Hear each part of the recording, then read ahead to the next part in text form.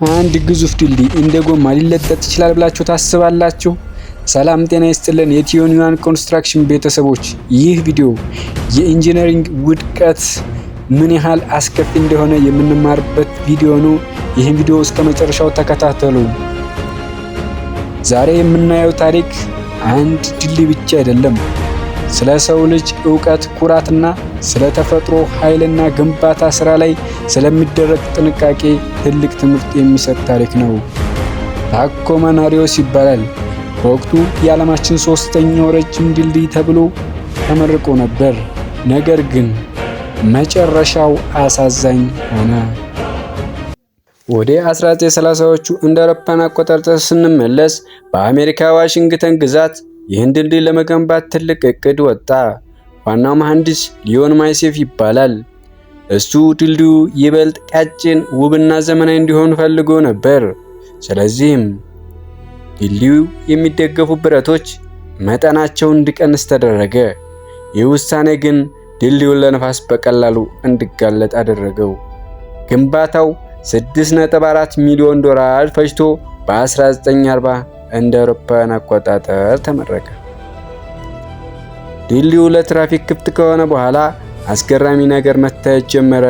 ትንሽ ንፋስ በነፈሰ ቁጥር ድልድዩ ወደ ላይና ወደ ታች ይወዛወዛል። አሽከርካሪዎች መኪናቸውን ሲያሽከረክሩ ከፊት ለፊታቸው ያለው መኪና ድንገት ተሰውሮባቸው ያውቃል። ምክንያቱም ድልድዩ ወደ ታች ዝቅ ስለሚል። ሰዎች ድልድዩን ጋሎፒንግ ገርቲ ወይም የሚጨፍረው ገርቲ የሚል ስም አወጡለት። እንደውም ይህን ውዝዋዜ ለመለማመድና ለመዝናናት ብለው የሚመጡ ሰዎችም አልጠፉም። መሐንዲሶቹ ሁኔታው አላሳሰባቸውም ነበር። ህዳር 7 ቀን በ1940 እንደ አውሮፓውያን አቆጣጠር ነፋሱ በሰዓት 64 ኪሎ ሜትር ፍጥነት መምታት ጀመረ። በዚህ ቀን ውዝዋዜው እንደ ወትሮው ወደ ላይና ወደ ታች ብቻ አልነበረም።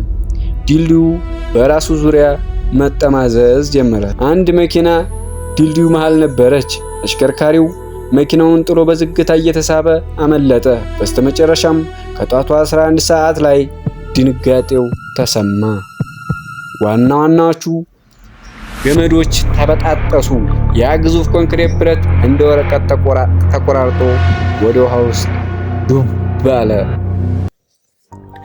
ይህ አሁን ክስተት ግን የመሐንዲሶቹ ጥፋት ነው ወይስ የተፈጥሮ?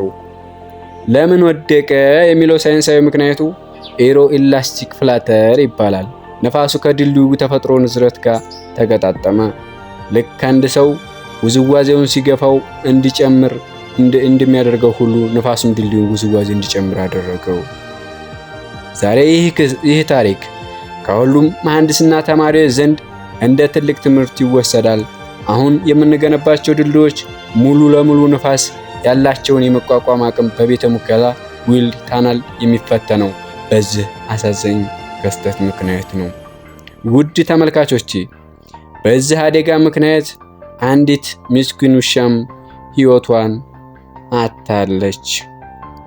ቪዲዮ ከመተመቻችሁ ላይክ፣ ሰብስክራይብ፣ የደወል ምልክቷን በመጫን ሌላ ቪዲዮ እንዲደርሳችሁ የደወል ምልክቷን በመጫን ሌሎችም እንዲደርስ ሼር በማድረግ ወደ 1000 ሰብስክራይብ እንድንገባ ግስገሳ እናደርግላለሁኝ። በሌላ አስገራሚ የምህንድስና ጥበብ እስከምንገናኝ ድረስ መልካሙን እመኛለሁ። የቲዮኒዋን ኮንስትራክሽን የዩቲዩብ ቻናል ቤተሰብ ስለሆናችሁ አመሰግናለሁኝ። መልካም